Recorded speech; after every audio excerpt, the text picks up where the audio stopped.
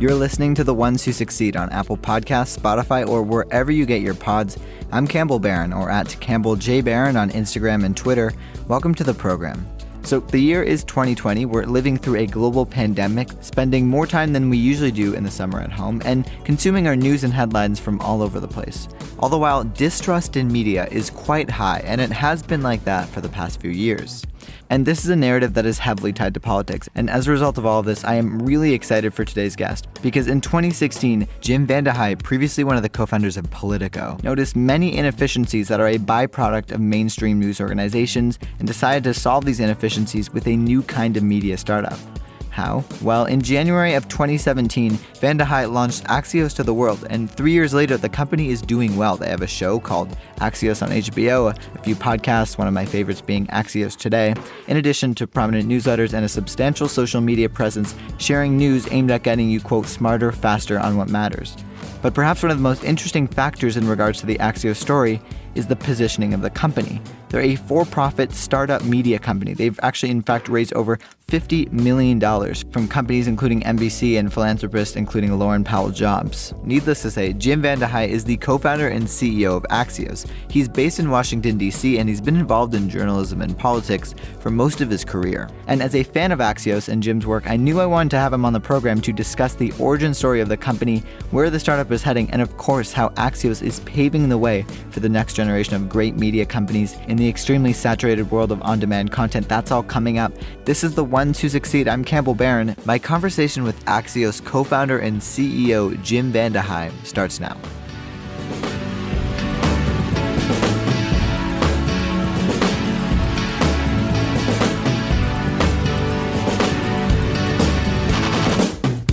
Well, I'm a really big fan of Axios. I listen to Axios Today every morning, and that's how I get my news. I frequent your website, check the crazy coronavirus stats.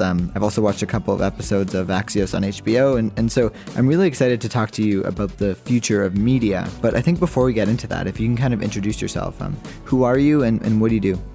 I'm Jim VandeHei, and I'm the CEO and co-founder of Axios. And it seems like you've spent pretty much all of your career involved in some form of journalism. How did you get interested in journalism in the first place? And were you at all entrepreneurial at a young age? I wasn't. It's interesting because I'm not your typical media success story that I always wanted to be a journalist or always wanted to be an entrepreneur. In high school, I was at best a below average student. Was much more interested in girls and drinking than I was in reading or thinking about my career. And even early in college was at best a lackluster student. And I'd say at 2.5 years into college, I started to get my head out of my ass and think about what I wanted to do. And I was always a good writer, and I was really into sports at the time. And so I decided to switch to journalism. And even before I switched to journalism, I went to our daily newspaper and just said, I know a lot about sports. I think I'm a good writer. Can I be a sports writer? And the guy was nice enough to give me a test and see if I could write and pull it off. And I did well enough that he let me cover high school sports. And so I started full-time as a sports writer in college. And from there, I was hooked. I loved it. I'm like, here's something I love doing that I can get paid to do. Awesome. Well, I think that's when you find out what you're interested in, I think it's a really it's a kind of magical moment there. And it seems like your entry point into the world of journalism was in 2000 when you were at the Wall Street Journal. Am I correct? No, it was earlier than that because I had done some sports journalism in college. And then probably the best thing that ever happened to me was I had picked up the phone one day in Wisconsin and called every newspaper in the state and volunteered to intern for free. And I happened to call a guy who ran a weekly newspaper in a small town called Brillion, Wisconsin. And he said, well, it's interesting that you called today. Can you drive up here and meet me? And I drove up there and met him. And I explained to him that I haven't really taken a journalism class yet, but I was doing some sports writing. And he said, yeah, whatever. He goes, will you run my newspaper? And I'm like, what? He goes, yeah, my editor just said he's quitting if I won't let him go to Finland for 3 months. So if you would agree right now, I'll teach you how to run my newspaper. I'll teach you every aspect of it in the next week. I will give you $350 a week, a new car to use for 3 months, and I'll give you my cottage on the water. Oh my God. With a refrigerator full of beer. It's like a game show deal. First executive package. And I learned more in that summer than I would learn in the totality of college about journalism, about people and politics and farming, and basically discovered that in journalism, you get paid to learn, and at times you get paid to stir up mischief and hold people accountable. And I loved it. And so I moved out to DC right when I graduated college to become a journalist, and a political journalist very specifically, and worked my way up from small publications to Roll Call when I was in my late 20s, and I happened to break some pretty big stories, and ended up at the Wall Street Journal at a relatively young age, covering the White House and Congress. Mm-hmm. And I'm curious because, you went on to start Politico, I think in 2006. What inefficiencies did you spot early on in your career in regards to how the journalism world worked, perhaps at the Wall Street Journal? What was kind of the spark that led you to want to start a publication?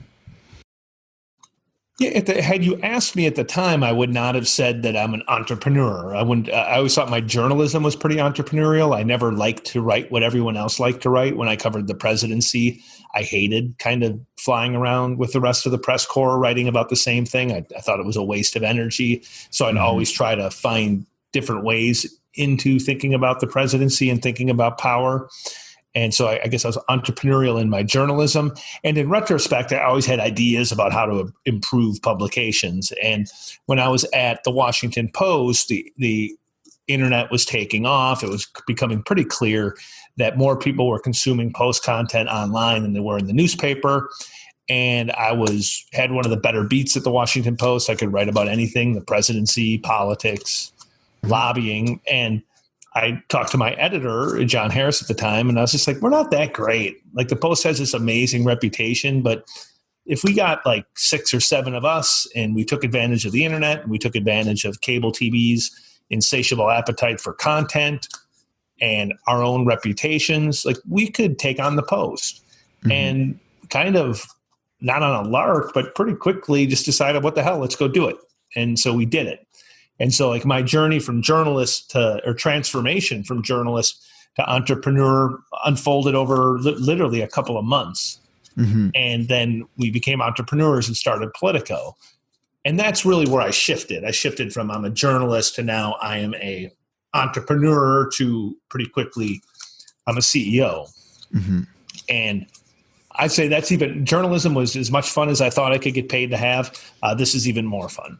Running companies, starting companies, it's intoxicating, it's addictive, it's something I would do for free, and luckily I've gotten paid decently to do both of them. And that's like what you said earlier, it really is the trick. I was talking to some college kids just a couple days ago, and I said, the key to life is if you think about time, most of us should sleep 6 to 7 hours a day, so you have, let's say, 17 to 18 hours a day.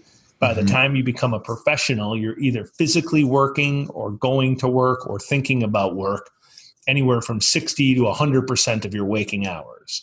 And so the trick is to find something that you would do for free and get paid for it, because then 80% or 60%, whatever percentage of time that you're thinking about work is joy. Like, it's joyful. Like, 99% of what I do right now, I love doing. I'd happily do it forever. And you're set. And I think that's a really important statement. I really resonate with that. So you were at Politico from 2006 to 2016.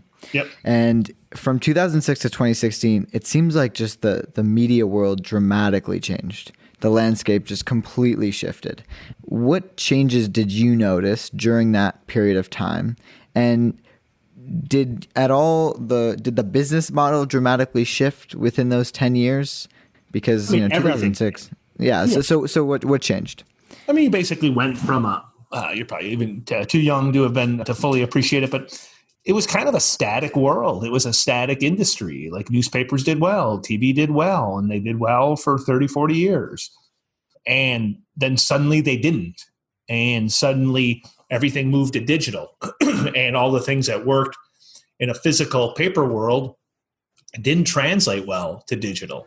And it was a very awkward transition for most companies, much like you see with the retail sector, right? Like these great brands that loom so large in our lives, loom large till they crumbled almost instantaneously and died away. And that happened with the media. And so what we saw happening was people wanted content digitally. That meant they wanted it differently in terms of they wanted more voice in their journalism. They wanted more immediacy. They wanted more interaction. It changed the type of advertising that you could run. It gave you access to way more people than you had before, but newspapers really struggled with figuring out how to monetize it.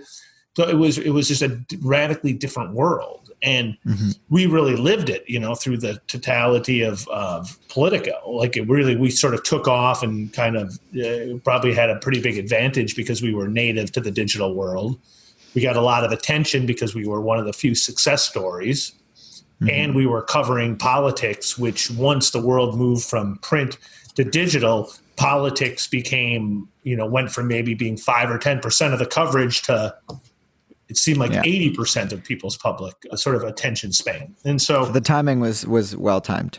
And that's another important thing. Like a really good idea at the wrong time can be a bad idea. A decent idea at the right time can be a brilliant idea. And that's one of the things these mythical figures that we create in business, and I think a lot of business leaders almost take on a mythicism in their own minds of how great they are and how smart they are. So much of this is shithouse luck. And so much of it is like getting around the right people who basically offset your weaknesses or amplify your strengths. And then there's some kind of magical chemistry between moment and people and kind of the interaction of those people to create a company. So like it's not false humility either. Like I'm not delusional that yes, Politico is a really big success. Axios is a big success. Obviously I contributed to both of those, but I've never thought like, that was me. And like, I could have done that with anybody. Like, no, like take 5, 6, 7, 8 people out of the founding of both of those companies. And I don't know if they survive. They certainly don't become as successful as they became. And so there's an arrogance about how we worship some of the great entrepreneurs, and many deserve a lot of the praise that they get, but worship I think is dangerous. Yeah, no, I agree. I mean, I think from talking to various entrepreneurs, I think I've picked up on the idea that there's only essentially a moment of time where an idea would work. And anything before is too early and anything after is too late. And so the core amount of luck, right, when you say I got lucky, is for pretty much being at the right place at the right time with the right group of people. And I think you said that really well. So 2016 was also an interesting year, seemed like a pivotal year just in regards to media. So Trump got elected. Distrust in mainstream media was very high. And that was, that was partly due to the political environment. That's the first year I think I started hearing terms like fake news. And as a result of all of this, or maybe not as a result, but it happens to be at the same amount of time, in August of 2016, you decided to start a news organization called Axios. Like I said at the top of the show, I'm a really big fan of Axios. It's my core place of getting news. I like your show on HBO. I listen to Axios today in the morning. I read some of your articles. But the idea to launch a for-profit news startup in 2016 is definitely a bold idea. It's not like there weren't news companies or news outlets in 2016 already. How did Axios come to be, and why did you feel the need to build another news organization? What's the inception story? Well, the reason you create any company is you feel like that something's missing, that there's a solution that some slice of humanity needs that you think you can provide, and that if you provide it, you can monetize it. Mm-hmm. And what we saw happening was if you are somebody who really cares about the world and really cares about news, starting about maybe 12 years ago, the world started to move faster than the human mind is basically equipped to keep up with. It requires, things are moving so fast because of technology across every sector and every aspect of our life that it was going to require all of us to become a lot smarter faster. We were going to have to know more about more topics than ever before if we're going to be truly informed to make better decisions about our life, make better decisions about our job. And so we thought, okay, if that is the fundamental problem, what is the solution? And our solution was smart brevity, which is you have to combine the smartest coverage of the most important topics with the essential ingredient of brevity, meaning how can I make information consumption more efficient? Why is that important? Because there's not a single person who is in a job today or living today that does not feel overwhelmed by the crush of information coming at them from so many directions. Definitely. They have less time to allocate to information consumption at a time where they actually need to be consuming more information in total. And so you had to crack the efficiency part of it. And we had seen sides of this at Politico that's what that especially like your elite readers, your people who are leading media or business or technology or your presidents or Congress, they were hungry for brevity. They were hungry for smart brevity. And that was the origin. It was Mikey and myself and Roy Schwartz and Kayla Cook, who became Kayla Brown, who's with us at Politico. Those were the conversations we had after we left Politico about what does the world need and what do we think we could create to meet that demand. And luckily, we were very confident that we were right about the solution, and the solution really has taken on, and in some ways has taken on a life of its own now. Now we have, as you mentioned, a podcast, Axios Today. We've got Dan Primack does a podcast in the evening for us. We have a television show called Axios on HBO. We've got almost 24 newsletters. We've got an app, a website. But it's all predicated on smart brevity, like really intelligent coverage of things that matter. Mm-hmm. And we're not, unlike Politico, where we were all politics, like politics matters. It doesn't matter as much as people are making it out to be. Like obviously Trump looms large over everything, but I'm sorry, like the growing threat of China is a bigger topic than who's climate change, AI, you name it. Those are the big sort of existential questions / threats confronting all of us, and our job is to help people better understand them. Coming up, I continue my conversation with Axios co-founder and CEO Jim VandeHei. We'll be right back after a brief word from our sponsor.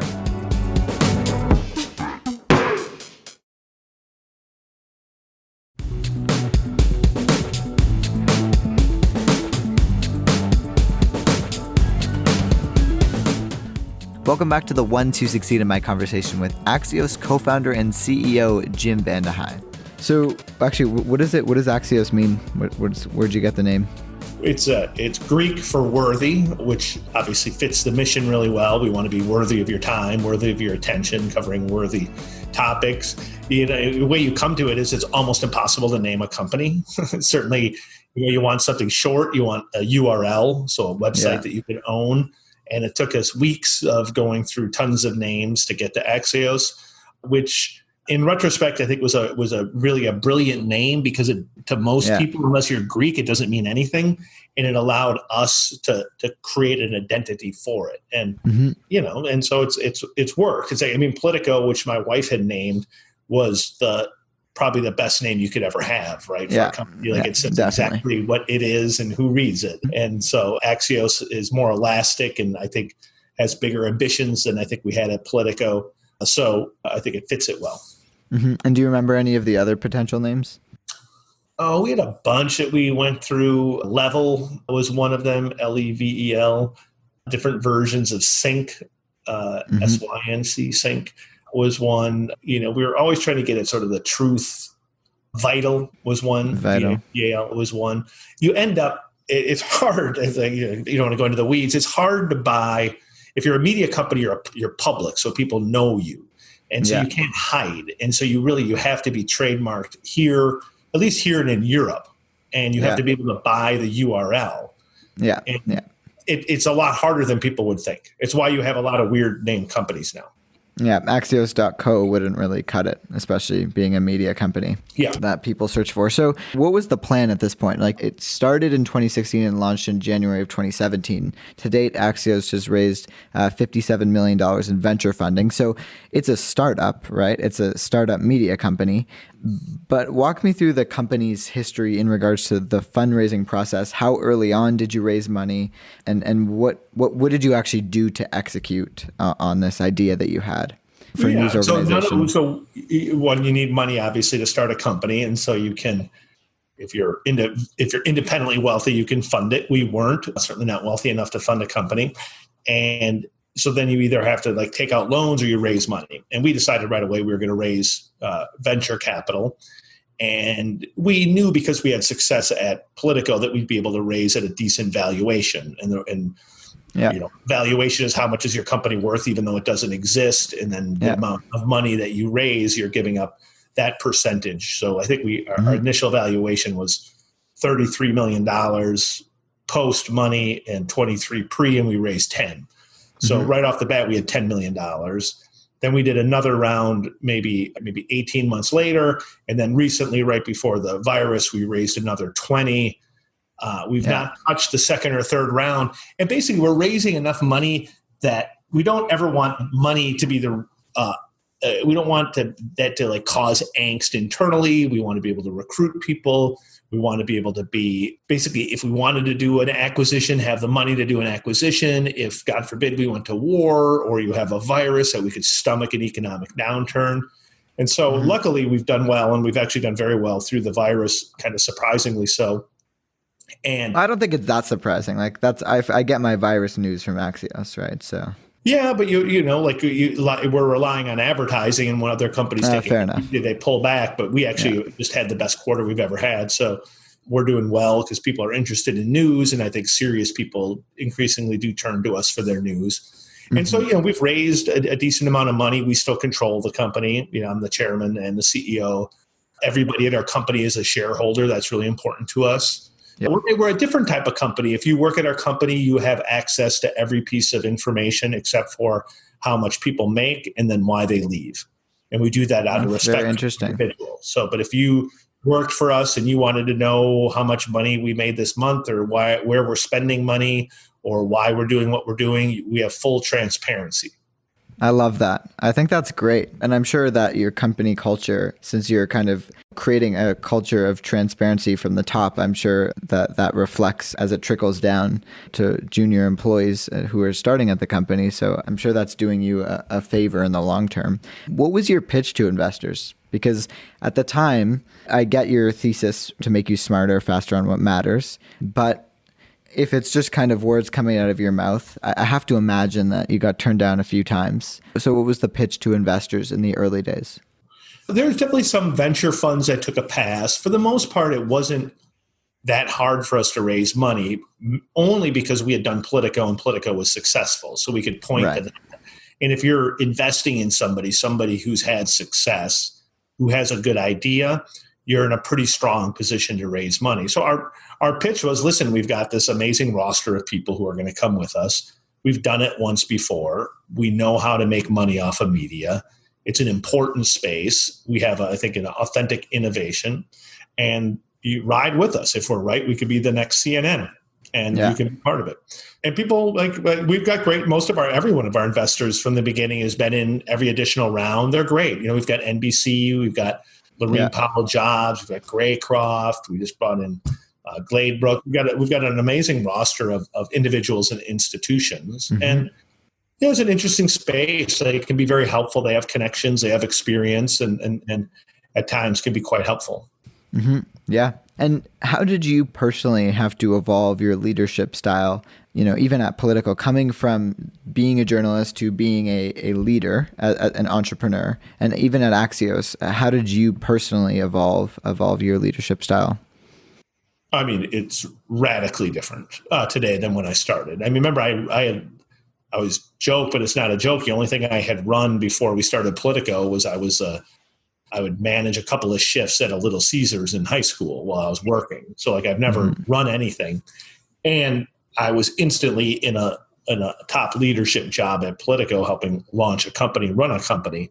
And at the time, I still am, I'm pretty maniacal about my work.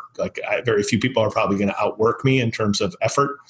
And I sort of I kind of assumed everyone else would work that hard, and I would ride people to work as hard as I worked. And it worked for people who are adrenaline junkies, but it was, I think, exhausting for a lot of people. I think a lot of people burnt out, they left, and I never thought that much about culture or like trying to find people who have different skill sets. And so I pretty quickly had to self-correct. And I'd say over the last decade, I'd like to think that I've become a good leader, largely because I was humble enough to see all the deficiencies of my leadership.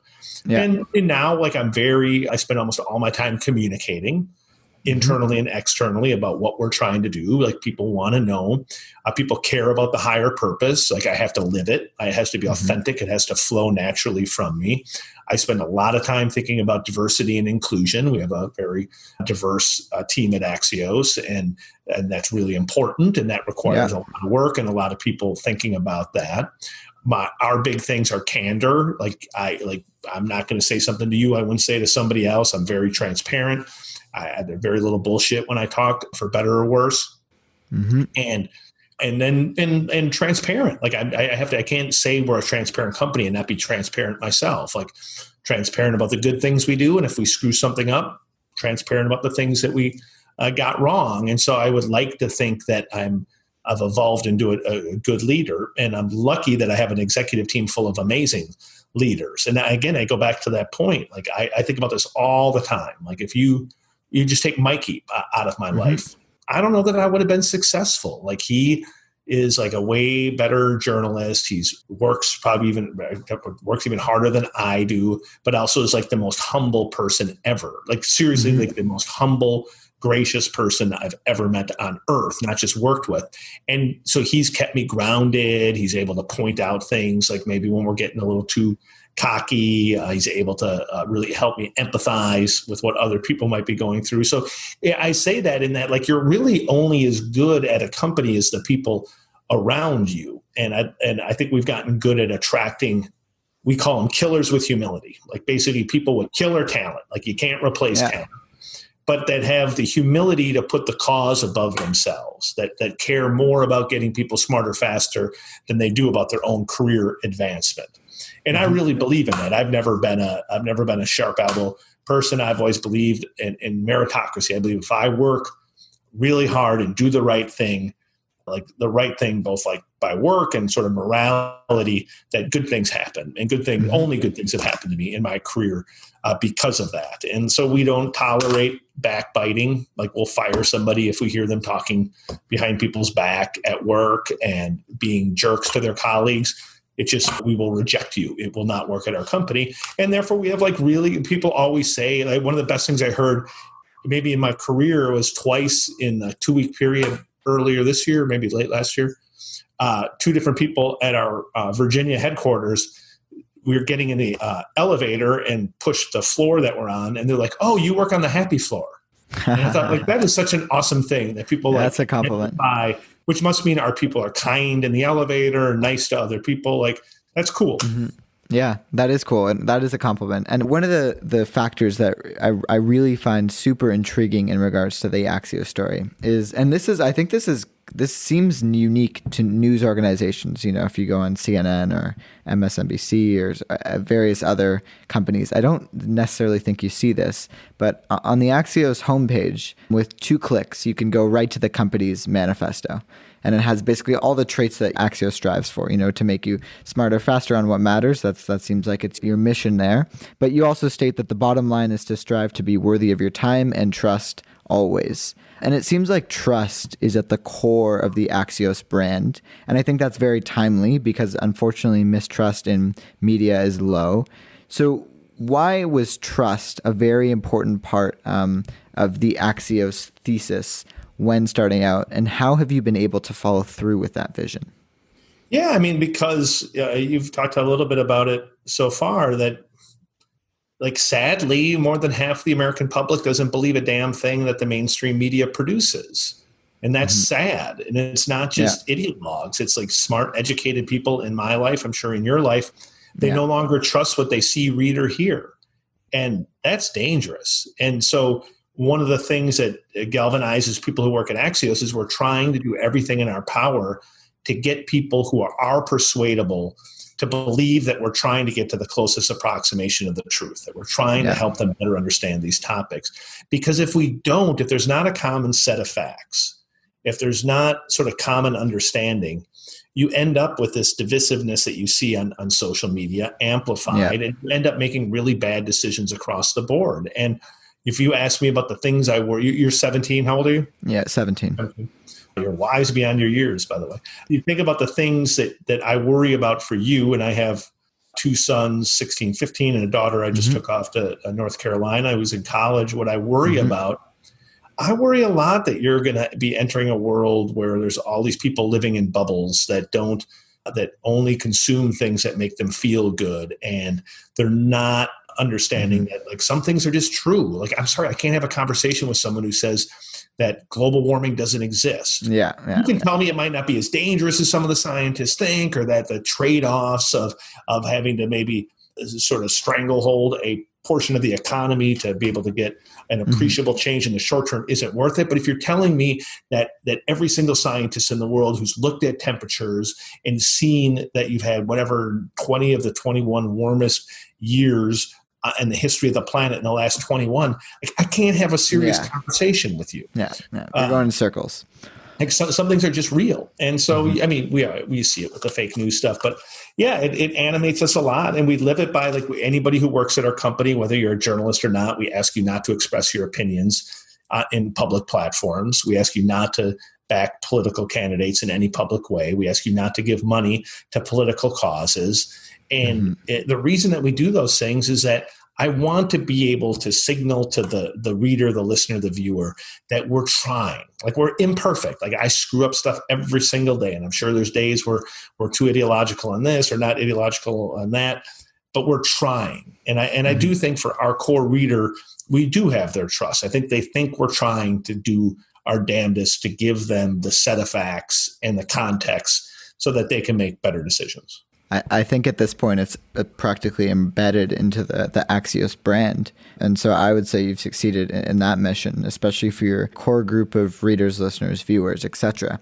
I think the main thing that interests me is just media is so divisive these days. If you're right, then you'll just watch Tucker Carlson ramble all day. And if you're on the left, then you're going to watch CNN. And it's just very catered to kind of your beliefs and isn't really interested in expanding your perspectives. And so that's why I think Axios is really interesting. And I think it's beneficial that the company isn't necessarily associated with the political party and is just trying to make you smarter, faster. And so I really resonate with the mission. So talk about, like the organization as a whole is focused on, it seems like it's focused on technology, media, business, and politics. Those are the main four pillars that kind of differentiate you from the rest of the crowd. That's not saying you're only covering those topics, but that's the main sections of interest that Axios takes part in. So why are those four pillars, technology, media, business, and politics, why are they extremely important in 2020? Why focus on them?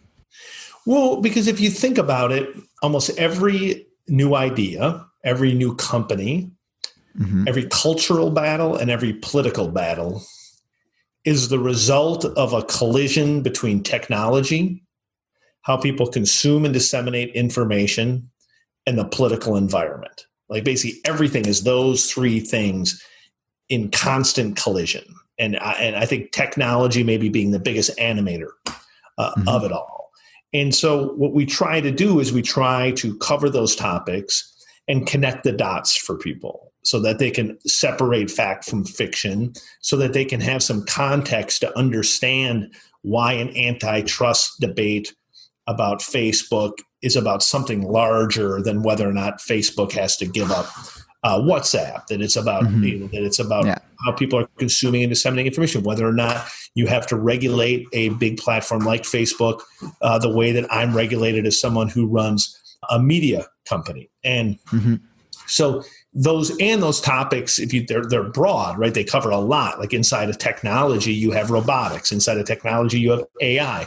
Inside of technology, you have the big 4 or 5 companies. And so to us, we're always thinking, okay, if you're 17, what are the topics that are going to shape your next 5 to 10 years? And those are the ones that we spend a lot of time on. We have newsletters on the changes to big cities, because I think that's where all the action is going to be.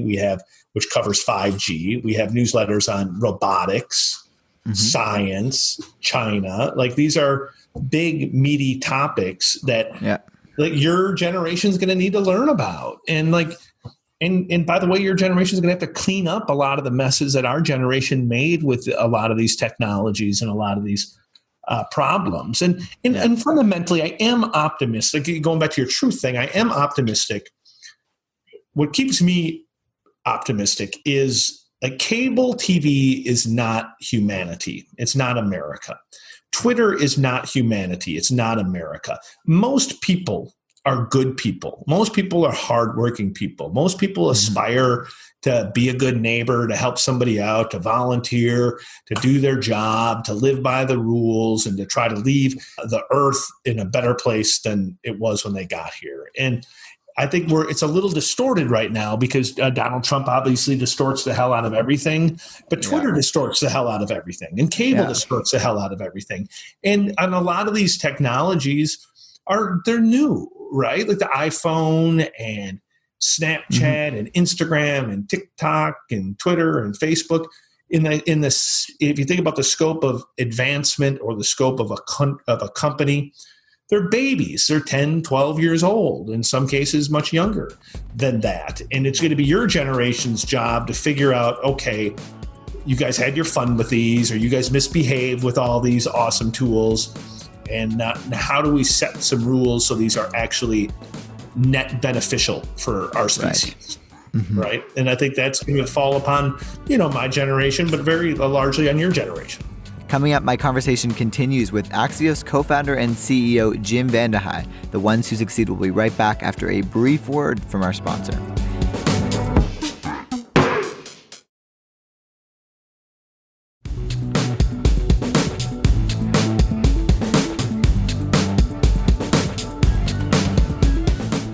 This is The Ones Who Succeed. I'm Campbell Barron. Welcome back to the program, and I'm joined by Axios co-founder and CEO Jim VandeHei, so we're going to jump right back into that conversation.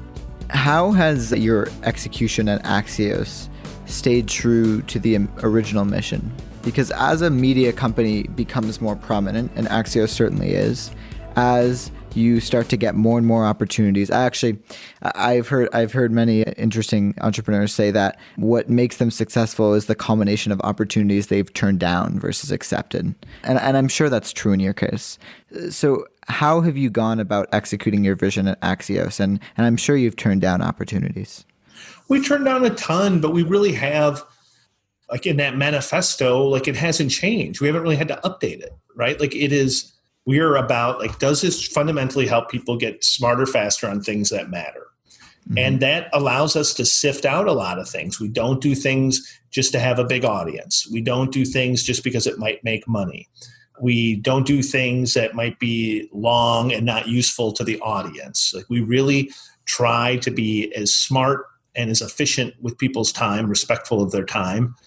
And that does, lots of things come your way, and you just sort of filter them out. And we know that clarity of purpose, if you ever can get it when you're running a company, is beautiful. Because the filter it's just always there. You don't even really have to sit there and debate it. Anything that comes to us, we know instantaneously, that would never fit. Yeah.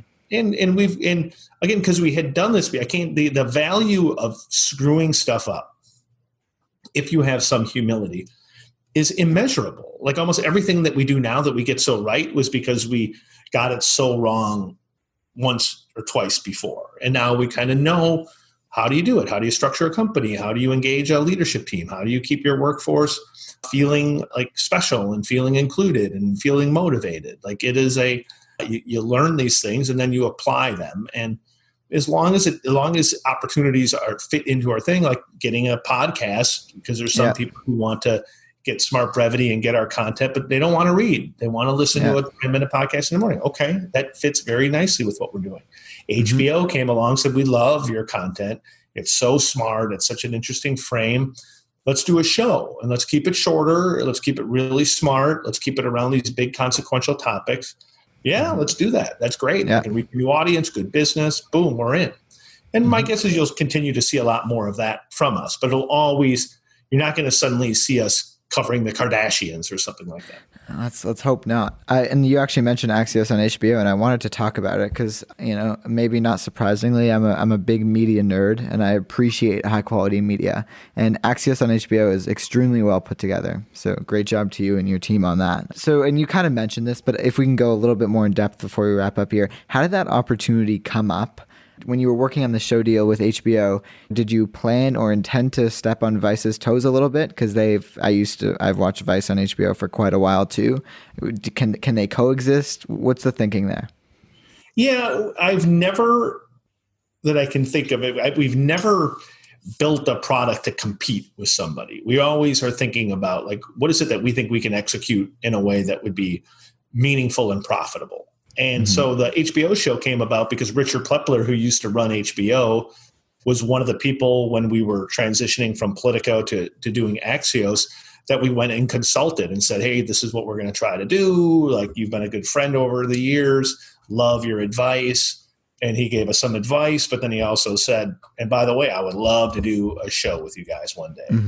And we didn't immediately say, let's do a show. We waited until we had our footing. And he came and said, we should really think hard about this. And this is where you have to know what you do well and don't do well. We said, I'd love to. We've got access to these people. We can deliver the president or Elon Musk or other people.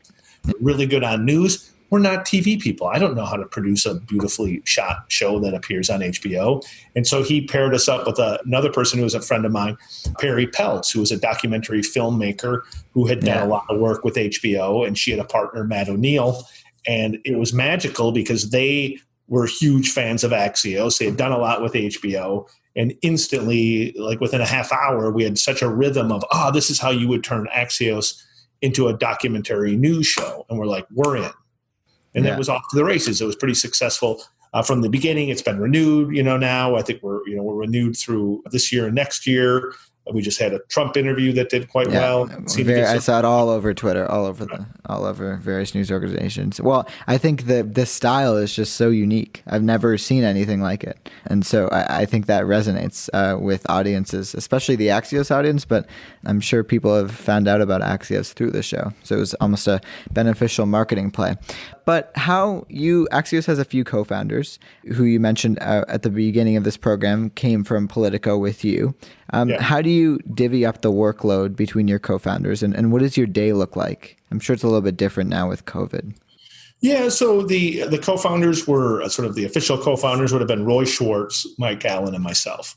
Mike Allen is he's probably the most connected, hardworking journalist maybe ever, but certainly in the country today. And he's very much focuses on content. He writes this daily newsletter called Mike Allen's AM Top 10. It's just an amazing, essential reading. And he also is a great mentor to young journalists and has a great antenna for news. And so he tends to be very editorial focused, though he has brilliant observations on what to do with the business. Roy, who came to us a couple years into Politico from outside the media space, is definitely like the business genius. Like he is great at deals. He's great at strategy, understands sales, understands structure. And that's his bucket of things that he owns. Mm-hmm. And then I tend to focus on very broad strategy for the company, how we sort of think and talk about ourselves internally and externally, and probably a little bit more than them, spend a lot of time doing the cheerleading and making sure that we keep everybody excited and mark about what we're going to do.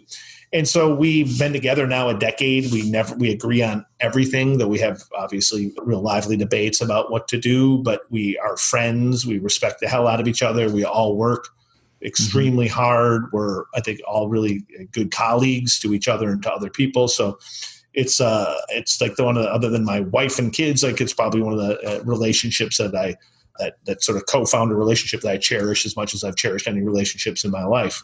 Yeah. And my days there's not a real good way to describe it. Like I dabble in content. I help with some of the production of the TV show. I think a lot about strategy. I spend a lot of time with our executive team on new business lines. I spend a lot of time trying to think about how do we expand our coverage? How do we get attention for the coverage that we get. So I don't have sometimes the best attention span. So like it works well for me because I can bounce from topic to topic, and I find that very invigorating. I don't like some people want to know what they have to do. I don't mind my day being meandering and wild, and I find that refreshing, and it gives me energy.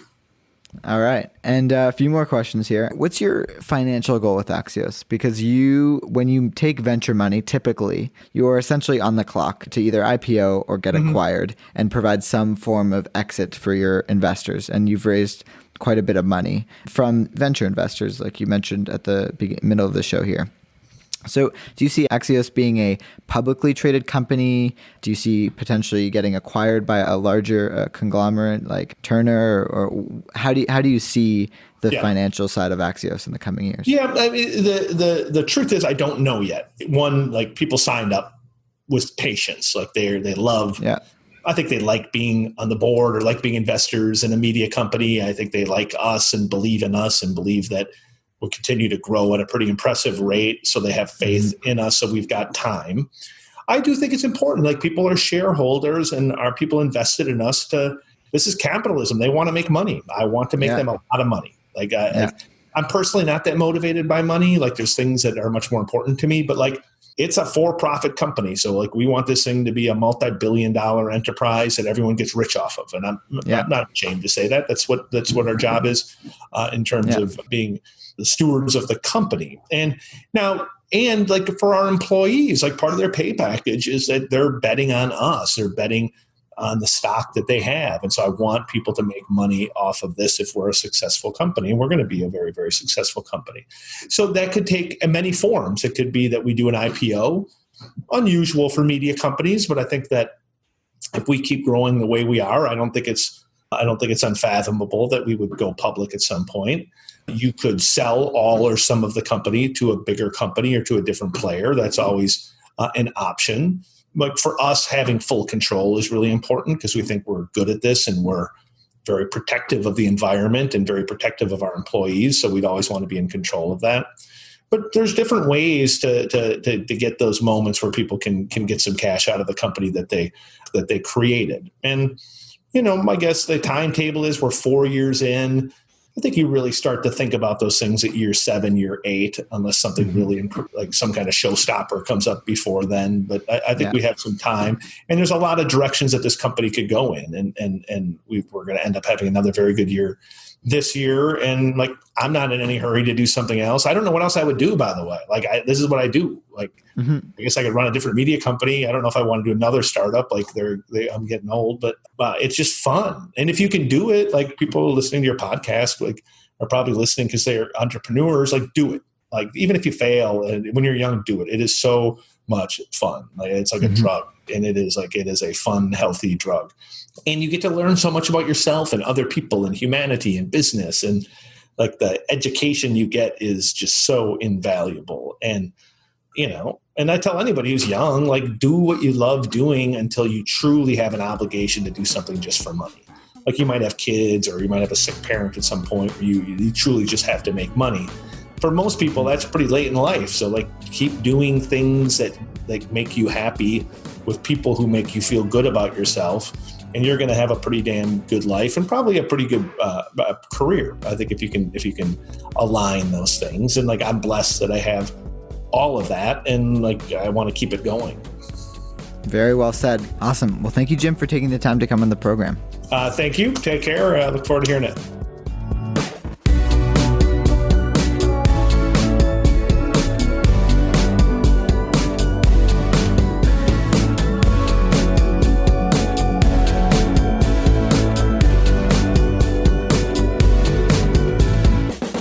That's Jim VandeHei, one of the ones who succeed. Thanks for listening. If you enjoyed this show, it would be amazing if you could leave us a review on Apple Podcasts. It really helps us out. Or why not tell a friend? That also helps new listeners discover the show. I really appreciate it.